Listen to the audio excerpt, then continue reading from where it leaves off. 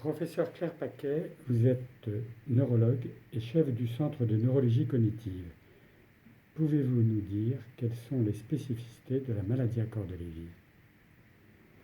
Oui, bien sûr. Bonjour. Aujourd'hui, on va parler d'une des premières spécificités, c'est le mode d'entrée dans la maladie à corps de Lévy. Donc la maladie à corps de Lévy, c'est une maladie neurodégénérative qui se caractérise par le dépôt de protéines anormales dans le cerveau. Et une des spécificités, c'est que le mode d'entrée peut être très différent en fonction de là où se localisent ces protéines, contrairement à la maladie de Parkinson ou à la maladie d'Alzheimer. Les différents modes d'entrée sont un mode d'entrée qu'on appelle moteur, c'est-à-dire que le patient présente des troubles moteurs, ou un mode d'entrée qui se caractérise par des troubles des fonctions intellectuelles, ou un mode d'entrée qui se caractérise par des symptômes psychiatriques. Il y a également des troubles de l'odorat, les gens sentent moins ou plus du tout les odeurs, et les troubles du sommeil. Ça, ce sont les 5 grands modes d'entrée les plus fréquents dans la maladie à corps de Lévy. Si on reprend un à un, concernant les troubles moteurs, en fait, la personne présente un ralentissement, des troubles de l'équilibre, une rigidité qui peut faire évoquer une maladie de Parkinson au début. Et souvent, ces patients sont diagnostiqués maladie de Parkinson. Ce qui est différent de la maladie de Parkinson, c'est que ce n'est pas asymétrique. Le plus souvent, la maladie de Parkinson est asymétrique et qu'il y a très rarement des tremblements au début dans la maladie à corps de Lévy, ce qui est très fréquent dans la maladie de Parkinson. Donc ça, c'est une des difficultés diagnostiques au tout début pour la maladie à corps de Lévy. Et quand les patients ont ces symptômes, il faut s'attacher à rechercher d'autres symptômes de la maladie à corps de Lévy avec des troubles de la mémoire, des troubles du sommeil, etc. Et souvent, ce qui se passe, c'est que les patients ont des troubles moteurs, ça ressemble à une maladie de Parkinson, on dit maladie de Parkinson et on ne recherche pas systématiquement les autres symptômes, d'où au début l'errance diagnostique. Le deuxième mode d'entrée, qui est un mode d'entrée très fréquent, c'est le mode d'entrée par les troubles qu'on dit généralement de la mémoire, qui ne sont pas toujours des troubles de la mémoire, qui peuvent être des troubles de la concentration. Et les patients arrivent en consultation mémoire. Et là encore, on se dit, ça ressemble à une maladie d'Alzheimer. Et pour certains d'entre eux, ils sont diagnostiqués maladie d'Alzheimer. Pourquoi ? Parce que, il n'y a pas de marqueur dans la ponction lombaire qui est fait chez ces patients-là. Donc on ne voit pas s'il y a les protéines de la maladie d'Alzheimer ou pas, donc on peut se tromper. Et 2, on ne recherche pas les autres symptômes de la maladie à corps de Lévy parce que le médecin est convaincu que ça ressemble à une maladie d'Alzheimer et que donc c'est une maladie d'Alzheimer.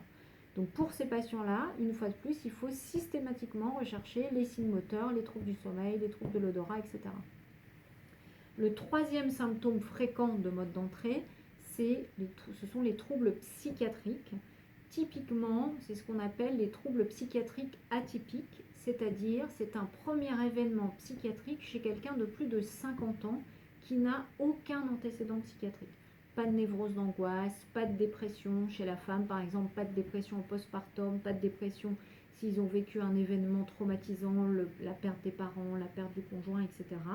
Et c'est chez ces patients qui sont vierges, on va dire, d'antécédents psychiatriques, eh bien, ils présentent une dépression sans forcément de facteur déclenchant et que le psychiatre trouve atypique. Là encore, le psychiatre va dire dépression atypique et ne va pas forcément l'adresser à un neurologue, même si de plus en plus beaucoup de psychiatres le font, et va le traiter comme une dépression. Et puis on ne va pas rechercher les autres symptômes de la maladie à corps de Lévy, donc le patient va être étiqueté maladie psychiatrique ou épisode psychiatrique. La quatrième mode d'entrée, qui était un mode d'entrée très fréquent, ce sont les troubles du sommeil. Et souvent, les troubles du sommeil peuvent survenir 10 ans, 15 ans, 20 ans avant les autres symptômes. Ce qui fait que c'est assez difficile, en ayant des symptômes purement isolés comme ça, de pouvoir diagnostiquer une maladie neurologique plus diffuse, puisqu'ils n'ont pas les autres symptômes. Donc ces patients ont des troubles du sommeil, ont un sommeil agité, ils vivent leurs cauchemars, ils se lèvent la nuit, ils bougent beaucoup dans le lit. Parfois, ils vont faire un enregistrement du sommeil, mais finalement, ça n'est pas si fréquent quand ils n'ont que ce symptôme. Ce qui se passe le plus souvent, c'est qu'ils prennent un somnifère, et puis pour régler ce symptôme de trouble du sommeil. tous ces symptômes sont assez fluctuants au début, donc le trouble du sommeil va, dans un premier temps, durer quelques mois, puis finalement disparaître, et puis on va l'oublier, ce trouble du sommeil. Pour ceux qui vont aller jusqu'à l'enregistrement du sommeil, eh bien on va enregistrer des modifications typiques de cette maladie, et là on pourra dire, ce patient, il faut qu'il soit exploré, et qu'il ait un examen neurologique, un examen psychiatrique si besoin, et c'est là qu'on va pouvoir poser le diagnostic. Mais finalement, les troubles du sommeil qui vont jusqu'à l'enregistrement du sommeil, ces patients-là, ils sont assez rares. Il faut vraiment qu'on ait des troubles du sommeil très invalidants, qui gênent le conjoint ou que le patient lui-même soit demandeur de troubles du sommeil. Et enfin, un dernier mode d'entrée qui est assez fréquent mais complètement sous-estimé parce que méconnu, c'est ce qu'on appelle l'anosmie. Ce sont les gens qui ne sentent plus les odeurs ou qui sentent moins les odeurs.